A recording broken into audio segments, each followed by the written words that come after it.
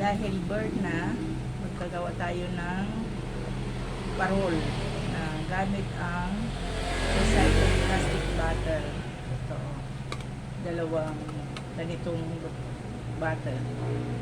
Tara, umpisa na natin.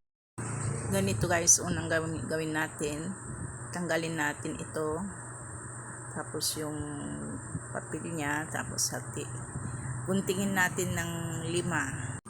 Pagkatapos, gunting-guntingin natin ng ganito.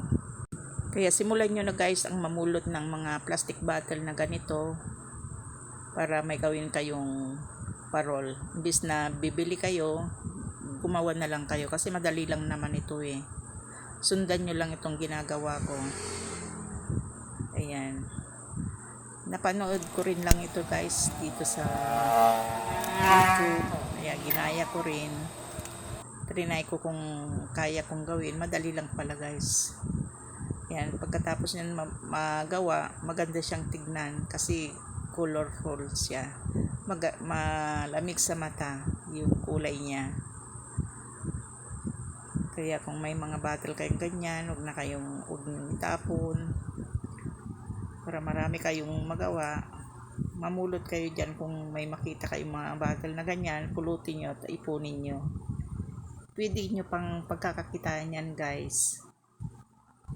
Ayan o, pagdikitin lang natin na ganyan gamit ang stapler. Ayan. Tapos natin may lagyan ng stapler, butasan natin yung dulo niya, yung 3 dulo lang yung pwede nating paglagyan ng pagsabitan natin, tapos yung side dekorasyon niya sa baba. Kung sakaling naabot mo ang puntong ito, that means nagustuhan mo ang aking video. Kaya paki-like and share naman. At kung ngayon ka lang napadaan sa aking YouTube channel, Australia Vlog, huwag mong kalimutang pindutin ang subscribe button.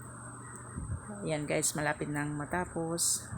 Ang ginamit kong pantali dito guys ay yung plastic nylon na string.